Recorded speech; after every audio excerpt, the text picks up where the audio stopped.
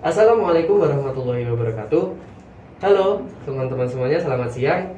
Kembali lagi bersama saya Muhammad Zaki Akbar dalam sesi Remaja Bercerita. Pada siang hari ini saya kedatangan seorang narasumber dari ibu dosen yang namanya Bu Dwi Kurnia Purnamasari. Halo Ibu. Halo, selamat siang. Assalamualaikum. Ini boleh perkenalan kepada teman-teman di rumah. Oke. Apa sapaannya untuk teman-temannya? Teman-teman genre gitu. Oh, aja. teman-teman. Sobat genre. Sobat genre. Oke. Assalamualaikum, selamat siang para remaja sobat genre di Tuban dan sekitarnya. Perkenalkan, nama saya Dwi Kurnia Purnamasari. Tadi sudah dikenalkan Mas Zaki, panggilannya Nia. Saat ini mengajar di Institut Ilmu Kesehatan Nahdlatul Ulama Tuban dan mungkin saat ini diundang kapasitasnya sebagai ketua satgas ya.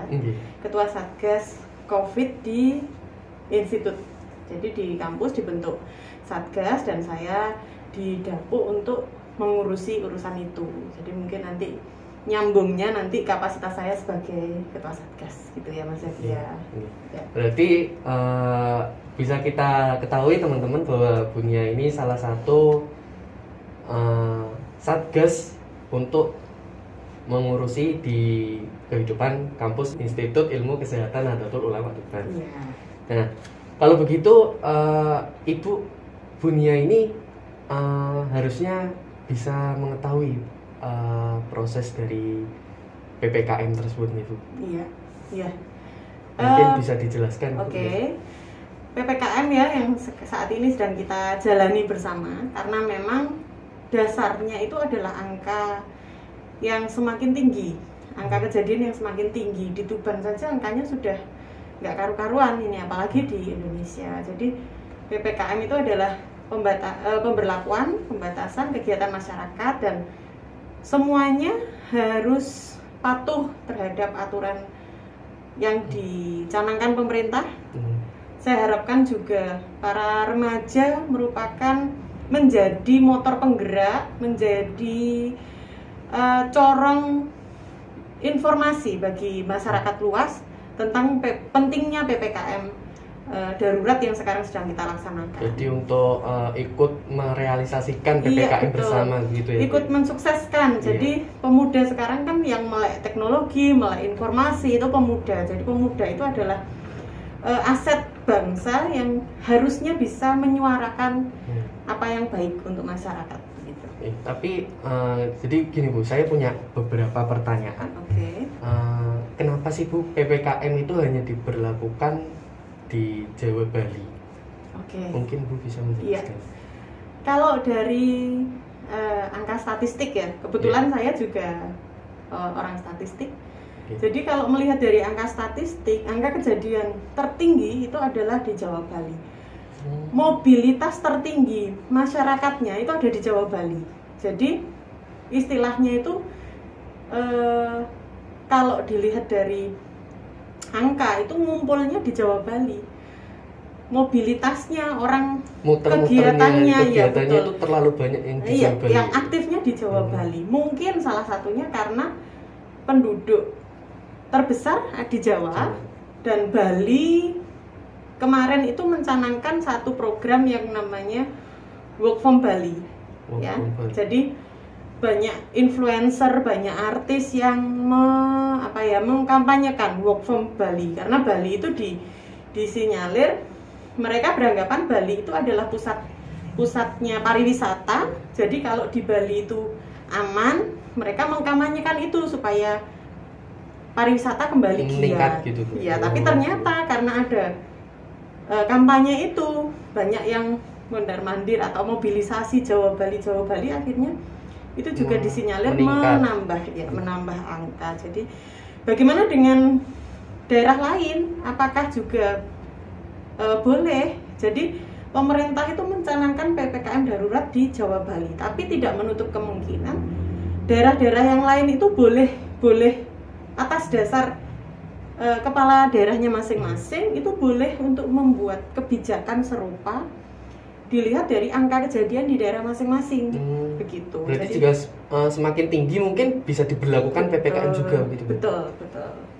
Gitu. Jadi boleh kalau di Sumatera ada yang sudah daerah yang mirip-mirip PPKM darurat tapi bilangnya PPKM mikro di Sumatera. Diberlakukan kepala daerahnya masing-masing. Gitu. Soalnya kan kok saya mikirnya kok cuma di Jawa Bali, apakah di apa mungkin di provinsi lain apa tidak ada COVID apa bagaimana, saya mikir sampai ke situ soalnya. Jadi saya penasaran kok bisa sampai kayak gitu ya. Ini ya saya tanyakan itu. Iya betul. Nah untuk ini Bu, kan PPKM itu kan fungsinya untuk pada dasarnya untuk membatasi mobilitas masyarakat. Iya, nah apakah memang cara membatasi itu dengan mematikan lampu di kota gitu?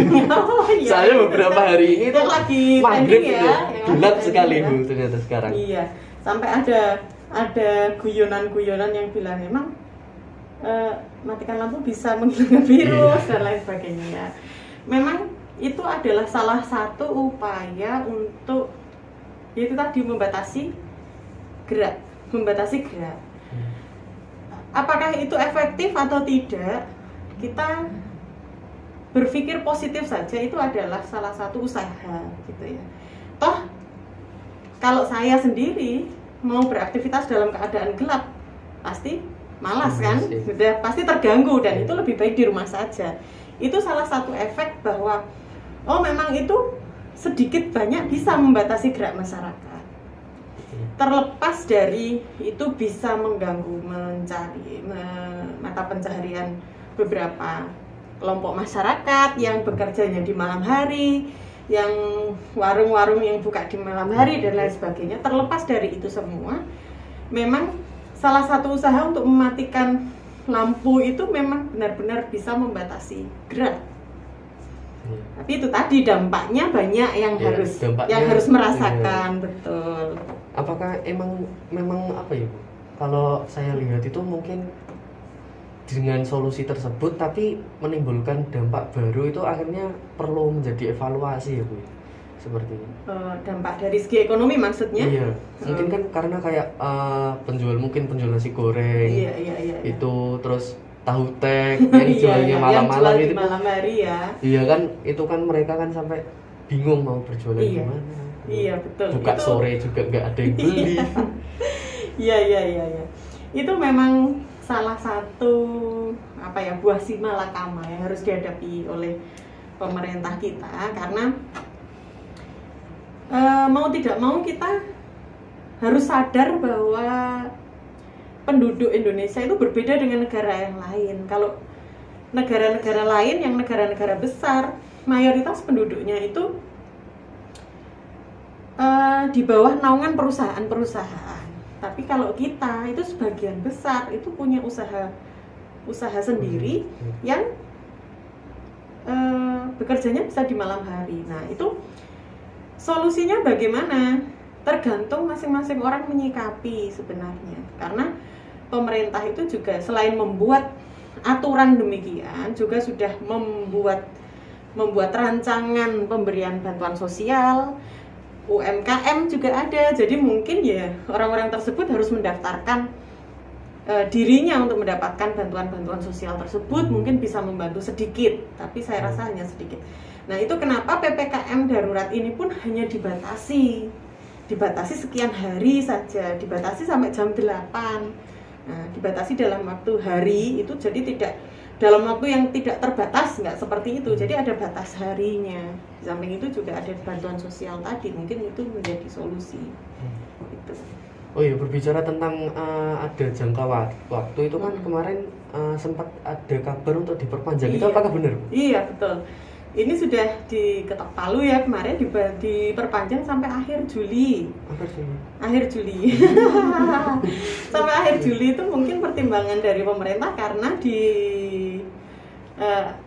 akhir Juli ini ada Idul Adha juga, ada hari tasyrik, di mana di hari-hari itu ritual keagamaan kita juga biasanya mengundang kerumunan massa yang luar biasa. Di etnis-etnis tertentu, misal di Madura itu malah Idul Adha itu lebih ramai daripada Idul Fitri. Idul Adha itu hari rayanya orang Madura, biasanya mereka mudik besar-besaran itu di Idul Adha. Nah, ini yang di apa menjadi patokan pemerintah untuk membatasi ya itu.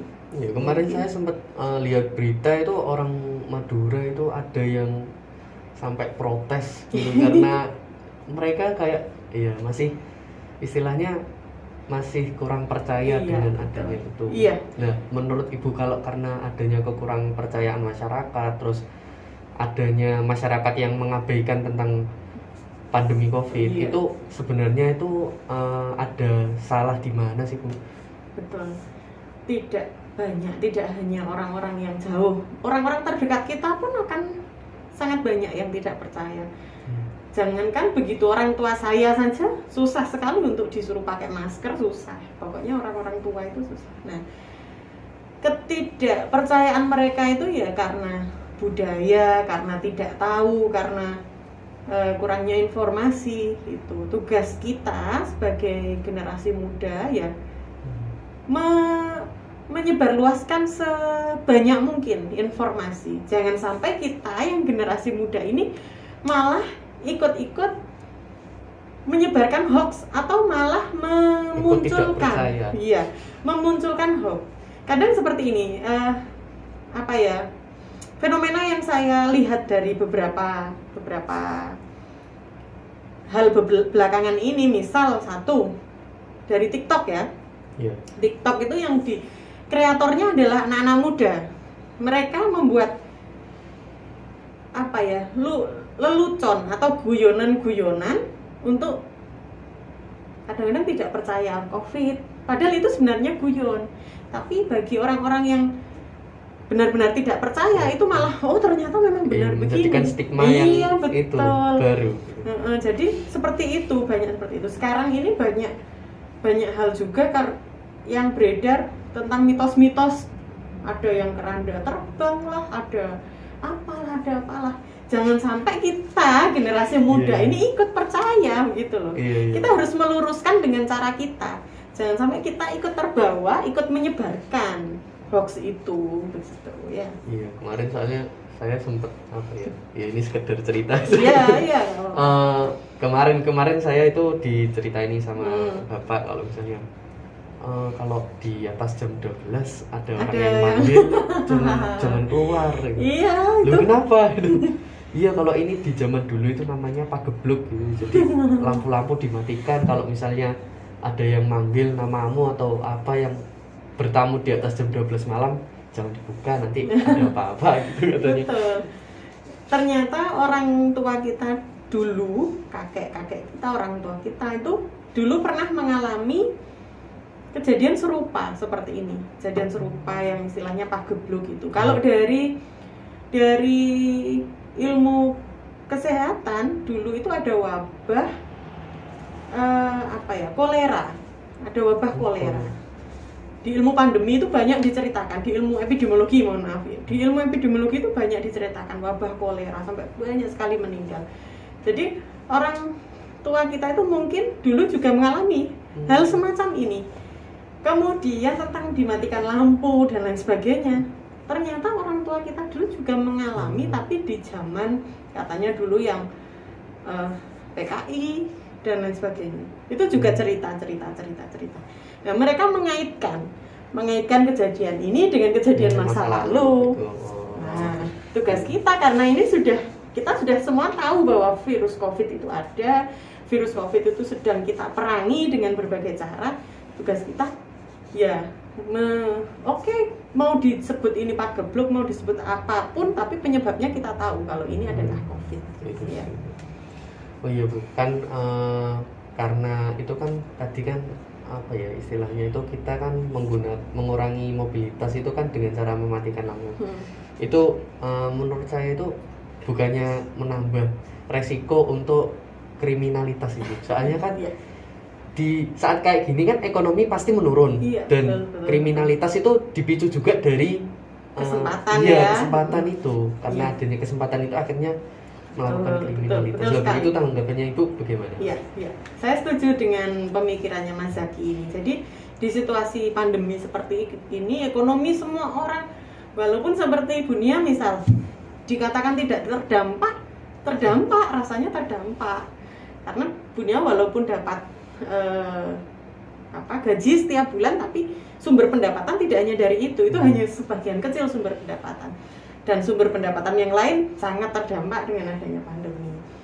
Kemudian apalagi orang-orang lain yang bekerjanya mengandalkan pendapatan harian, itu sudah pasti otomatis sangat terdampak dan memicu tingginya kriminalitas. Betul. Ini kebetulan suaminya Bu Nia yang mengurusi masalah kriminalitas. Suaminya Bu Nia itu polisi, tim reskrim Buser Kabupaten Tuban.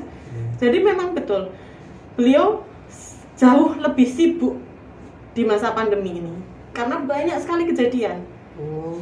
Jadi kasus laporan meningkat, betul, kasus meningkat. Baru pulang sedikit ditelepon lagi, ada kejadian di sana, ada kejadian di sini dan seterusnya. Memang betul itu adalah salah satu dampak negatif. Dan pemerintah selain membuat aturan PPKM itu, kepolisian sudah memperkirakan ini yang Mas Zaki pikirkan itu sudah diperkirakan pasti begitu. Dan jadi semua lini dari pemerintahan itu menjalankan porsinya masing-masing. Jadi pemerintah membuat aturan, kepolisian mengurusi masalah yang itu tadi. Iya, betul. Di pemerintah daerah membuat kebijakan-kebijakan terkait Satpol PP dan lain sebagainya, penertiban, yang tentara membuat kebijakan sendiri. Jadi semua lini bergerak bersama dan semua itu sudah diperkirakan. Tugas kita sekali lagi, kita harus menjadi salah satu yang mempunyai manfaat di dalamnya. Jangan sampai kita tidak melakukan sesuatu yang bermanfaat, itu saja.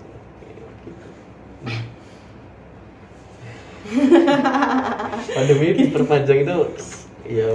Iya. Itu kayak susah juga ya. Tapi kita pernah gini Mas Zaki, kita dulu sebelum bulan Juni itu apa? Maret ya, Mei ya. Iya. April, Mei kita itu sampai angka kejadian 0 di Kabupaten Tuban, 0. Semua rumah sakit kosong, ruang isolasi kosong, di daerah-daerah manapun kosong. Itu kok bisa gitu? Iya kan, sebelum Juni kita membludak itu awal Juni. Langsung tinggi itu awal Juni, Juli ya, sampai Juni, awal Juni. Pokoknya sebelum Juni itu kosong semua. Sudah tenaga kesehatan itu sudah tarik nafas lega, betul. Itu setelah dilakukan penelitian, ini kenapa kok proses begini? Karena kita dulu pernah melakukan PSBB jauh sebelumnya, ya kan? Nah, melakukan PSBB jauh sebelumnya. Setelah itu membludaknya itu kenapa? Membludaknya itu disinyalir adalah panen ketika Idul Fitri. Ya kan? Idul Fitri kita los kita. Iya. Tidak boleh mudik, betul, tapi pariwisata digiatkan besar-besaran. Ya kan? Pemerintah untuk menaikkan ekonomi rakyat, pariwisata ini yang digalakkan. Tidak boleh mudik tapi pariwisatanya los. Semua los. Ya, akhirnya sama aja. Nah, panennya di sini nih. Semoga setelah PPKM ini kembali kita sudah di puncak kemudian turun. Kita sedang menunggu puncaknya kapan. Sementara masih naik terus, dan kemarin tanggal 16 itu rekor tertinggi angka kematian di Indonesia sampai mencapai 1000 berapa gitu sehari yang meninggal. Ya, semoga itu puncak. Ya, semoga itu puncak. Jadi kalau sudah puncak kan nggak akan ada puncak lagi, betul. Ya. Kalau itu puncak berarti sudah turun, betul. Harusnya selanjutnya turun. Oh iya Bu, tadi kan sempat membahas tentang PSBB dan PPKM. Itu sebenarnya perbedaan PSBB yang dulu sama PPKM yang sekarang itu spesifiknya apa sih? Perbedaannya? Kalau gini ya, sebenarnya hampir sama. Yang kita lakukan juga semuanya biasanya sama aja ya. Sama aja. Tapi bedanya secara administrasi, secara regulasi itu berbeda. Bedanya begini. Kalau PSBB dulu pemerintah itu memberi kebebasan kepala daerah untuk mendiagnosa sendiri daerahnya itu di zona apa, kemudian mengusulkan untuk dilakukan PSBB. Jadi yang melakukan PSBB itu kepala daerah. Tapi kalau PPKM itu adalah ketok palu dari presiden. Itu bedanya. Presiden langsung Jawa, Bali, PPKM. Kalau dulu PSBB kan enggak. Ini PSBB, Jakarta PSBB, kemudian dulu apa ya? Tegal PSBB, Solo PSBB. Jadi enggak langsung semuanya. Tidak menyeluruh, tapi tergantung dengan kepala daerahnya masing-masing. Iya, betul itu. Jadi kepala daerah diberi kebebasan, yang tahu adalah kepala daerahnya. Tapi kalau sekarang itu sudah satu komando dari atas. Pelaksanaannya di masyarakat sebenarnya ya hampir sama, pembatasan mobilisasi aja ya. Gitu. Saya kira ada efek-efek perbedaan yang begitu besar gitu bagi masyarakat mungkin. Hampir sama. Ya, regulasinya saja yang berbeda. Terus kemarin saya juga sempat lihat berita yang dimana penyekatan itu ternyata malah membuat kerumunan. Oh iya. Saya lihat waktu itu di TikTok sampai berpart-part dan saya lihat dari part 1 sampai berapa itu. Karena ini jangankan penyekatan Mas Zaki, vaksinasi aja bikin kerumunan. Iya. Betul. Sampai sekarang itu kalau dulu itu ada klaster tempat ibadah, klaster pasar. Kemarin tuh muncul klaster vaksin. Vaksin jadi klaster. Bayangkan kita kemarin ada gebiar vaksin di Tuban itu berapa orang yang di GOR itu hampir 3.000 yang datang. Sampai sore itu. Betul, dari pagi sampai sore 3.000 Mas yang datang, 3.000 lebih. Dan tidak sesuai dengan rencana panitia, dan itu memang ya itu kerumunan luar biasa di situ. Tidak terpikirkan sampai seramai itu mungkin. Iya, betul. Nah, oleh sebab itu ada evaluasi, kemudian dibikinlah vaksin yang disebar, tidak hanya satu. Kemarin kan hanya satu institusi saja yang membuat vaksin seperti itu. Sekarang semua institusi menyediakan vaksinnya masing-masing, disebar. Akhirnya tidak terjadi kerumunan lagi. Dan memang segala sesuatu kebijakan itu akan ada efeknya. Salah satunya itu tadi penyekatan, menimbulkan kerumunan dan lain sebagainya, dan pasti itu sudah dilakukan antisipasi yang lain. Ya. Menurut saya itu kalau saya pribadi tuh kayak lihatnya itu kemarin tuh sempat yang diliput dimasukkan itu ada yang pegawai CNN gitu. Iya. Pak, saya mau liputan kerja ini gimana? Saya dapat surat gitu. Iya. Iya, tapi ini suratnya bukan untuk bukan untuk lewat ini, tapi memang dari kantornya gitu. Wah, sampai segitunya mereka cari istilahnya cari kerja, cari uang gitu. Iya. Dan ya PPKM ini berdampaknya sangat luar besar. Biasa, betul. Semoga, tapi insya Allah kalau kita mengikuti aturan dengan baik, kita melakukan tugas kita masing-masing dengan baik. Kepolisian juga melakukannya dengan baik, Satpol PP melakukannya dengan baik, pemerintah juga melakukan fungsinya dengan baik. Kita sebagai warga masyarakat melakukan fungsi kita dengan baik, insya Allah efektif dan akan segera berlalu gitu. Tapi kalau kalau kita egois, kita ngotot dengan pemikiran kita, yang lain juga demikian ngotot dengan pemikiran kita, tidak akan memberikan solusi yang baik. Jadi yang terbaik itu ya kita legowo, kita melakukan aturan yang ada. Maksudnya aturan yang ada itu ya kita sadari bahwa pemerintah itu ya ini adalah salah satu usaha. Betul. Jadi kita melakukan porsi kita dengan baik, itu saja. Bu, semisal ini, nanti ya semoga nanti ketika pandemi berakhir, apakah kita harus pakai masker terus? Iya, ini pertanyaan bagus ini. Saya juga nggak suka pakai masker ini, saya suka lipstik saya nggak kelihatan. Padahal saya suka pakai lipstik. Iya ya, itu juga salah satu salah satu pertanyaan yang sering ada di benak saya. Tapi kita sudah melalui new normal, ya. Kita sudah melalui sudah masuk ke era yang namanya adaptasi kebiasaan baru. New normal itu tidak sama dengan normal. Jadi normal yang baru. Nanti kita akan masker itu adalah hal yang normal, kita nanti akan merasa begitu dan merasa kebutuhan. Sampai saat ini masker itu jadi kebutuhan kan. Kita nggak nyaman kalau nggak pakai masker. Kita nggak nyaman keluar tanpa masker. Sama kayak kalau saya nggak pakai kerudung, sama aja. Nggak pakai masker sama dengan nggak pakai kerudung. Jadi itu adalah kebiasaan baru. Kebiasaan baru yang menjadi kalau tidak dilakukan itu merasa kurang ya. Betul, kecuali memang sudah tidak ada lagi kejadian kasus kejadian COVID, sudah ditemukan obatnya dan lain sebagainya, mungkin akan ada kebiasaan baru lagi yang akan kita adaptasi bersama. Selagi belum ada ya kita harus tetap pakai masker. Masker ya, Bu? Iya. Soalnya ini nggak tahu Bu, mungkin Bu Nia bisa memberikan penjelasan tentang saya. Soalnya hidung saya itu sebenarnya nggak sensitif Bu. Oh ya? Iya. Sejak kapan itu? Sejak sebelum memakai masker. Jadi kayak ada debu dan sebagainya itu hidung saya nggak pernah kayak bersin-bersin yang berlebihan itu nggak pernah. Tapi sejak pakai masker terus berjalan beberapa saat, beberapa bulan waktu itu mungkin sekitar 3 atau 4 bulanan. Kalau saya bersih-bersih kamar kan ya debu kan pasti itu. Nah, kalau saya nggak pakai masker saya pasti bersin. Itu memang seperti itu ya? Mungkin menjadi apa? Iya betul.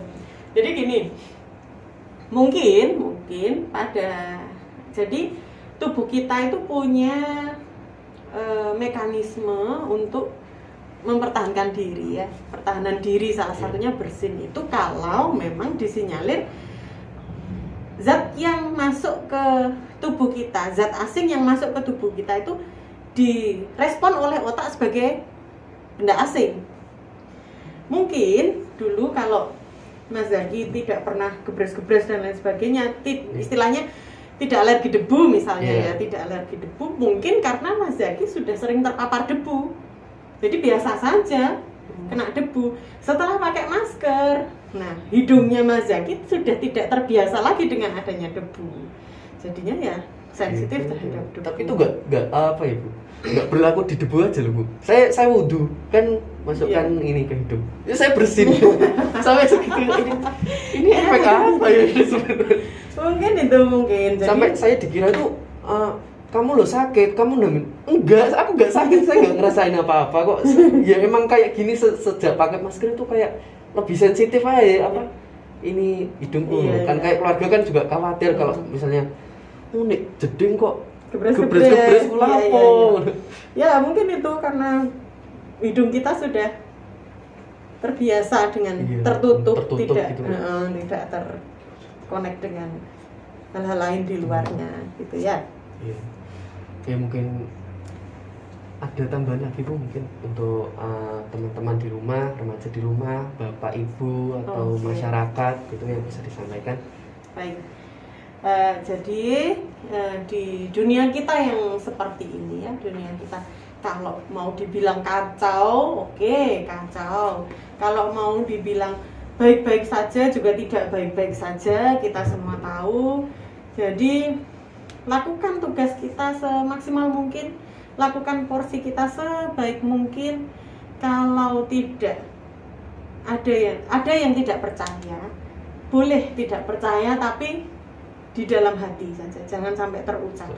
Tidak percaya untuk dirimu sendiri boleh, tapi jangan utarakan kepada yang lain, jangan memprovokasi orang lain untuk ikut tidak percaya, karena hal ini sudah nyata. Jadilah corong kebaikan, corong informasi yang benar. Jadilah kalau ada hoax-hoax yang menyebar, tolong diluruskan dengan cara kita, minimal kepada orang-orang terdekat kita, dan tetap patuhi protokol kesehatan selama belum tercapai 70% vaksinasi, belum terbentuk herd immunity di masyarakat, belum terjadi kekebalan kelompok. Jadi kekebalan kelompok itu tercipta nanti pada saat seluruh masyarakat sudah terimunisasi, tervaksinasi 70%. Saat ini baru 7%, belum ada 10%.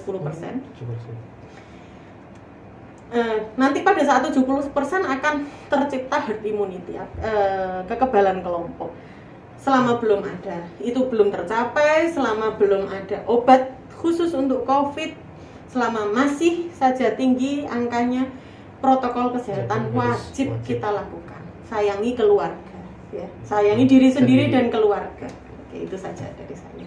Ya, seperti itu teman-teman. Dan tambahan mungkin dari saya sendiri, mewakili sebagai mahasiswa korban daring. Oh iya. Karena ya saya tahu bahwa banyak mahasiswa di luar sana yang mungkin kesusahan untuk memahami materi daring. Bahkan saya sempat dengar teman saya juga, oh adik saya yang PAUD aja lu daring. Astagfirullah, PAUD daring itu Iya betul. Kan mereka bermain gitu, kok bisa sampai daring itu. Terus mereka bermainnya seperti apa? Ya mungkin itu tetap menjadi upaya dari kita juga untuk menghadapi gimana pandemi COVID ini bisa berlalu segera. Dan terus semangat untuk teman-teman semuanya, masyarakat, bapak ibu yang bekerja di luar sana untuk menghidupi keluarga. Semoga kita tetap menjadi insan yang bermanfaat bagi yang lain, dan protokol kesehatan tetap harus dilaksanakan. Mungkin sekian podcast kami bersama Bu Dwi Kurnia Purnamasari. Saya akhiri, mohon maaf jika ada kesalahan kata. Wassalamualaikum warahmatullahi wabarakatuh. Waalaikumsalam warahmatullahi wabarakatuh. Terima kasih Bu. Terima kasih ya. Ya Bu.